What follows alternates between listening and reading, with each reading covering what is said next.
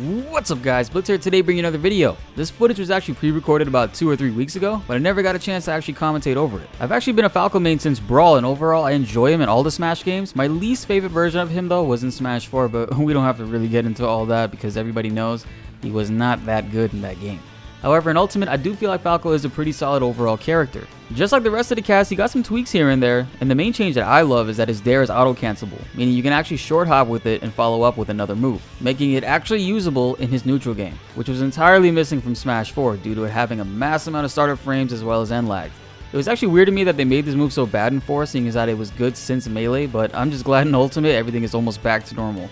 Sometimes in this match you're going to see me approach people with it on shield because I like to cross opponents up, and or if it connects, I can actually follow up via up tilts or up airs depending on which way they DI. So we were able to take the first stock on that Greninja, and my game plan as Falco is to just keep juggling your opponents over and over again. You can see right here by stringing up tilts into up airs, you can get a lot of damage done early on and frustrate your opponents easily into making mistakes. I really wish I threw another up tilt here, but I thought that he was going to air dodge into the ground so the forward smash was going to connect, but I guessed wrong. Falco gets a lot of mileage out of his grabs. Up throw is his main one you're going to want to be using, especially at mid percents. Up throw to down air can combo, and based on your opponent's actions, you can react and follow up a mistech or a roll for a kill move via forward smash. Against this Greninja, I'm just going for non-stop aggression, crossing up his shields, grabbing him constantly, and just overall trying to just make him feel really uncomfortable on stage. Falco gets rewarded heavily from grabbing opponents, so his mainly used grab for combos should be his up throw because of the potential up air juggles that you can net off of that. Looking back at this match, I noticed a lot of missed reflector opportunities, especially if Greninja fully charges his shurikens, he has to let it go, meaning as Falco, you can take full advantage of free damage and possible early kills because of that. Which I eventually do, and you guys will see that, but this is just another reason why we all should rewatch our wins and losses in order to get better at the game overall.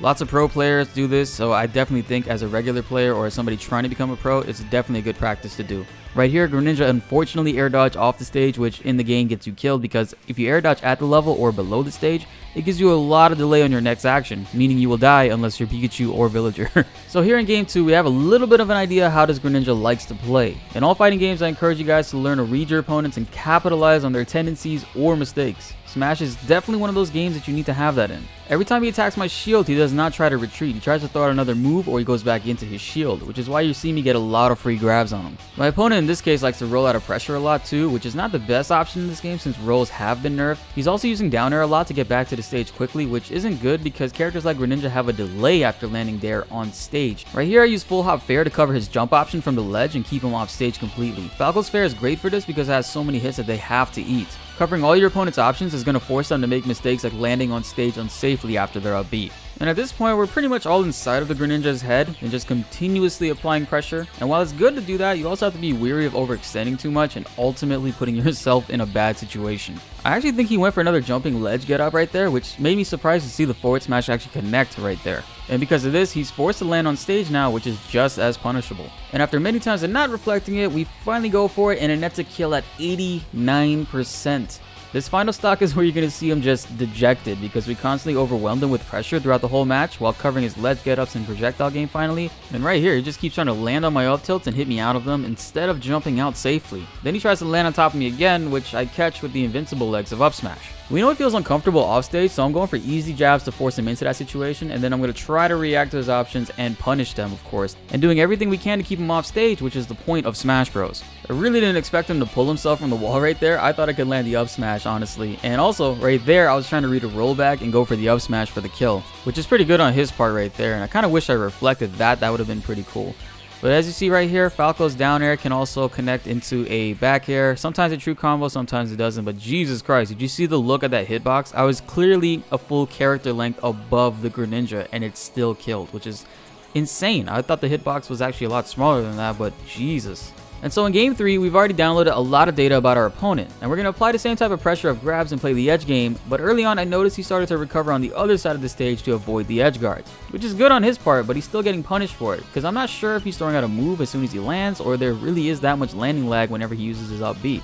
But we're doing everything we can to punish it. That down air option to the stage is definitely not safe. He tried to throw out a move right after, but it seems like the dash grab just completely beat it out. And I just tried to read the landing and throw out an F smash, but I really should go out for more up smashes since he's consistently landing on top of me. And I tried here for another F smash, and Jesus Christ, I was off by such a small amount. Right there, he landed the first projectile pretty well, and he proceeds to throw out 2 more. But there is no way anyone with a reflector should let someone throw 3 projectiles out over and over. I wanted to reflect the second one, but I was afraid of me losing my jump and giving up such an early stock, especially with such a high percentage lead. But still, it actually worked out really well. I tried to fast fall this forward air right there, because if you fast fall a forward air after Falco's down throw, you can actually go for another regrab against certain characters, especially if they don't do anything. And we're going to keep trying to reflect as many of those as we can and just keep going for juggles in the air.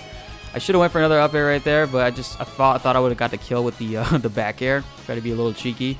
And Jesus Christ, these forward smashes, sorry, are just not really working out. So I just got fed up and just threw out that up smash finally.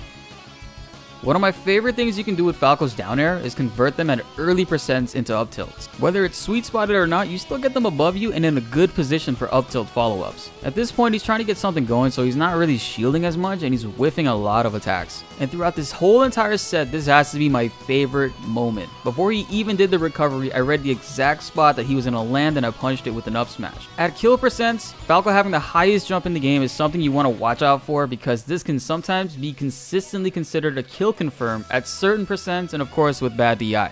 And in game 4, we pretty much have a lot of the same thing throughout the rest of the matches, so I'm not really going to go part of like the structured commentary for this part because I'm getting kind of tired and I really want to get this video over with. So I'm just going to jump in every now and then whenever I see something pretty interesting and see if I could just give a little bit of like, you know, insight to what it is I was trying to do. Like right there, I tried to do I thought I was going to be like right under him when he tried to do the down air to the stage again.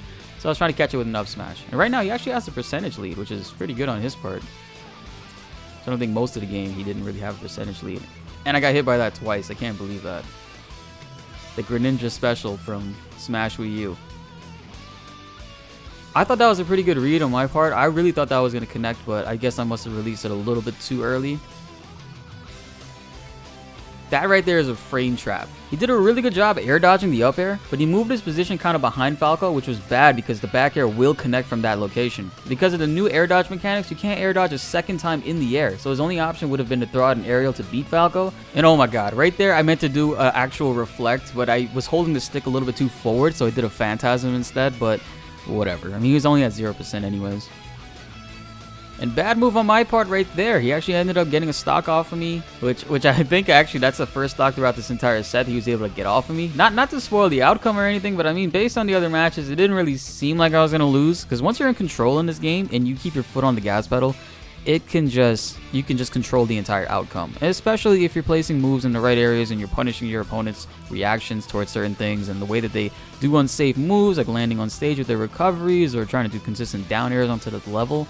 It can really be an easy, like, you know, win as long as you know exactly what your opponent's habits are. And again, it's not to say that it's impossible to make a comeback, especially in this situation. It's been done many times against friends or in tournaments with pro players. As long as you identify what you're losing to and why, you can just adjust your playstyle mid-game and somewhat change the outcome or edge it a little bit more towards your favor in the end. It's all about adapting to your opponents and rewatching both your wins and your losses. Even though I've won all the matches in this set, I've noticed a lot of things that I can do to myself to improve in the future.